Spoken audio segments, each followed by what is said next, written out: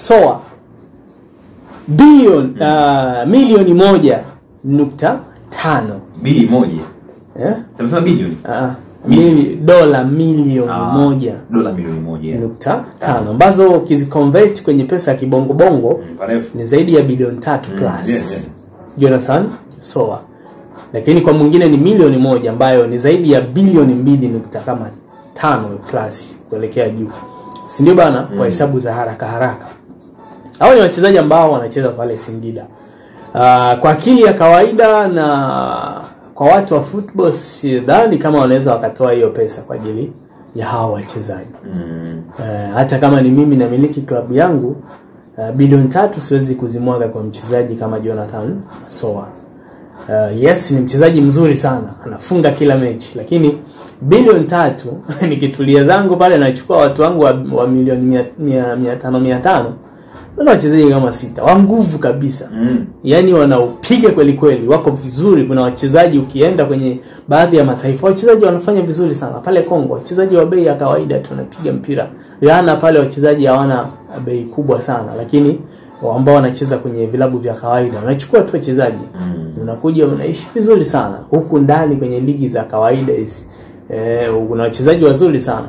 Kwa hiyo bei siwezi kuchukua mchezaji. Yaani siwezi kama ni mimi, lakini umeona bana hayo mabilioni mengi sana, hata baada bilioni 2 plus. Yes, ni kweli inawezekana kwa baadhi ya vilabu, kwa sababu ametaja vilabu vingi kiwepo Al Ahly kwamba nao wanabisha hodi. Anasema bana vilabu ambavyo vinabisha hodi inatupa wakati mgumu kama tutaweza kumiliki hao wachezaji tena kwenye msimu ujao wa ligi, kwa maana ligi msimu ujao, kwa maana ya hivyo msimu ujao.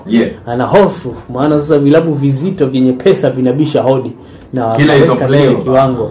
Lakini kile ni kiwango cha hadharani. Sasa shangaa wakija bana tuna milioni 600 bana. Parefu pale. Faisal aliuza shilingi ya kwanza 200, 300. Angalia mchezaji kama Mayele yule. Aliuza bilioni kama 2 plus. Sio ndogo, lakini kwa soka letu sio ndogo na Mayele. Kwa mwekezaji mtu kapluvu miaka hii ni wili. Kwa mwekezaji uso kwa pesa hiyo. Mwekezaji pale anafuta machozi. Anaona biashara anayoifanya sio mbaya. Sasa Mayele, yule alikuwa Mayele na unamfahamu. Alikuwa moto. Alikuwa moto. Kina Mixon wale waliuzwa kina Chama. Hazikufika zile bilioni. Nadhani kipindi hata anauzwa kina Samata. Lakini Samata mbali sana yule. Kipindi kile bana kidogo kuna namna thamani ya soka ilikuwa bado kwetu ijefika vizuri. Na ndio wanafanyaga hivyo. Alafu sasa mataifa ya nje yana pesa na yananunua wachezaji wengine kwa bei kubwa sana. Ila wakija huku wanaangalia nyinyi mko kwenye level gani. Lakini tunashukuru sana Simba na Yanga bana. Soka la Tanzania wamelipa heshima. Wamelipa heshima. Ndio maana wakati mwingine hata kwenye dabi wanaongea sana, wanapendelewa na vitu kama hivyo. Wale watu wanatakiwa kupewa heshima ambayo inastahili kuipata. Ni lazima wapewe heshima hiyo. Kwa sababu tofauti na hapo mambo yanakuwa mazito. Yanakuwa kwa sababu la kisusa ligi inaenda inaondoka. Lakini baadhi ya vitu vinatakiwa kuzingatiwa, ila heshima yao iko pale. Angalia Al Ahly wanavyoheshimiwa Afrika kwenye CAF na pale Misri. Kesi yao ya juzi unaambiwa hawashushwi daraja, ile zile alama 3 tu ndo wanapoteza. Angalia Manchester City wana kesi ya makosa zaidi ya 115, lakini sio kumshusha, lakini mpaka leo ni mambo mazito. Tetesi unaambiwa bana hii kesi ishaisha kwamba yule anatakiwa apokwe point, na mara kuna mataji zaidi ya 4 au mangapi anaweza kayakosa Manchester City, akanyang'anywa akapewa wale ambao walikuwa run up.